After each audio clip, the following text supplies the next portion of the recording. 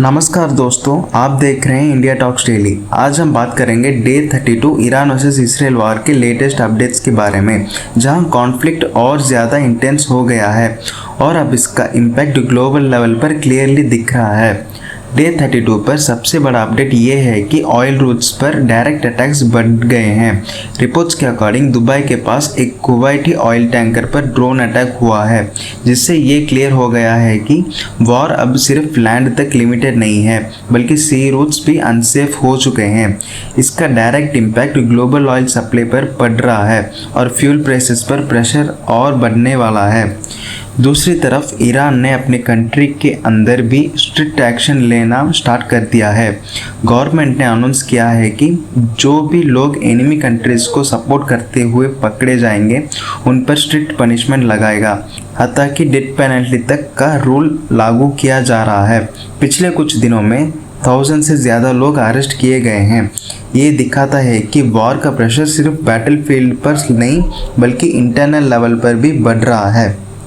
अब बात करते हैं मिलिट्री सिचुएशन की। रिपोर्ट्स के अकॉर्डिंग यूएस और इसराइल ने मिलकर ईरान के अंदर थाउजेंड्स ऑफ टारगेट्स पर स्ट्राइक्स किए हैं, जिसमें मिलिट्री बेसेस, मिसाइल साइट्स और नेवल एसेट्स इंक्लूड हैं। इससे ईरान की कैपेबिलिटीज़ पर काफ़ी इम्पैक्ट पड़ा है, लेकिन ईरान अभी भी रिटेलिएशन कर रहा है और वॉर कंटिन्यू है। डे 32 पर एक और इम्पॉर्टेंट डेवलपमेंट ये है कि स्ट्रेट ऑफ हॉर्मुज़ जैसे इम्पॉर्टेंट ऑयल रूट पर टेंशन और बढ़ गया है।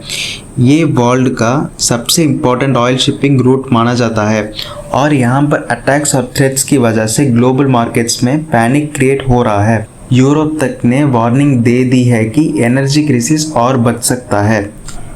इसके साथ ही इसराइल ने अपना डिफेंस बजट भी सिग्निफिकेंटली इंक्रीज कर दिया है, जिससे क्लियर सिग्नल मिलता है कि ये वॉर जल्दी ख़त्म होने वाला नहीं है।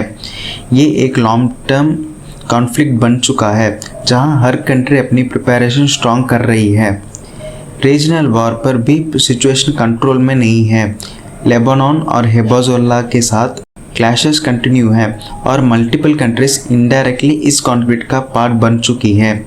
इससे वॉर अब एक मल्टी फ्रंट कॉन्फ्लिक्ट बन चुका है, जहां हर तरफ टेंशन बढ़ रहा है।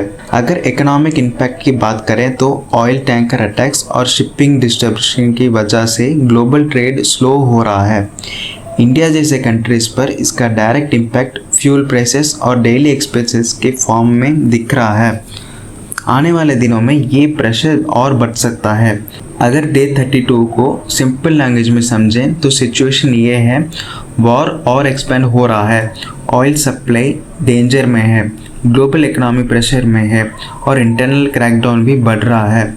आखिर में बस इतना ही, ये वॉर अब सिर्फ एक मिलिट्री कॉन्फ्लिक्ट नहीं रहा, बल्कि एक ग्लोबल क्राइसिस बन चुका है, जहां हर लेवल पर इम्पैक्ट दिख रहा है। आपका क्या ओपिनियन है? क्या आपको लगता है कि ऑयल क्राइसिस और बढ़ेगा या सिचुएशन कंट्रोल हो जाएगी? कमेंट सेक्शन में ज़रूर बताएं। और अगर आपको ऐसे ही डेली रियल अपडेट्स चाहिए तो चैनल को सब्सक्राइब करना मत भूलिए। मिलते हैं नेक्स्ट अपडेट में।